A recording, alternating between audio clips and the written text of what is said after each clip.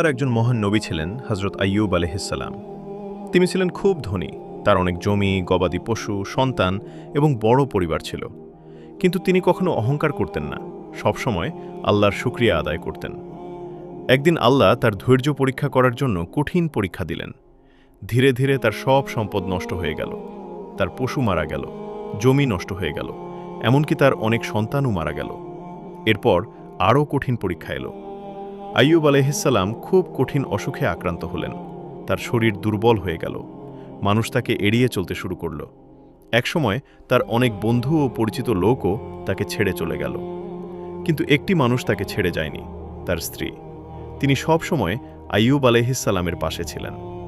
এত কষ্টের মধ্যেও আইয়ুব আলাইহিসসালাম কখনো আল্লাহর উপর অভিযোগ করেননি। তিনি সবসময় ধৈর্য ধরতেন এবং বলতেন, নিশ্চয়ই আল্লাহ যা করেন তা ভালোর জন্যই করেন। বছরের পর বছর তিনি অসুস্থ অবস্থায় থেকেও আল্লাহকে স্মরণ করতেন। একদিন তিনি আল্লাহর কাছে বিনয়ের সাথে দোয়া করলেন, হে আমার রব, আমি কষ্টে আছি, আর আপনি তো সবচেয়ে দয়ালু। আল্লাহ তার দোয়া কবুল করলেন। আল্লাহ তাকে নির্দেশ দিলেন মাটিতে পা দিয়ে আঘাত করতে। তখন সেখান থেকে একটি ঠান্ডা পানির ঝর্ণা বের হলো। সেই পানিতে গোসল করার পর আইয়ুব আলাইহিসসালাম সম্পূর্ণ সুস্থ হয়ে গেলেন। শুধু তাই নয়, আল্লাহ তাকে আগের চেয়েও বেশি সম্পদ, সন্তান এবং সুখ ফিরিয়ে দিলেন। এই গল্প আমাদের কি শিক্ষা দেয়? ধৈর্য ধরলে এবং আল্লাহর উপর ভরসা রাখলে আল্লাহ অবশ্যই আমাদের সাহায্য করেন।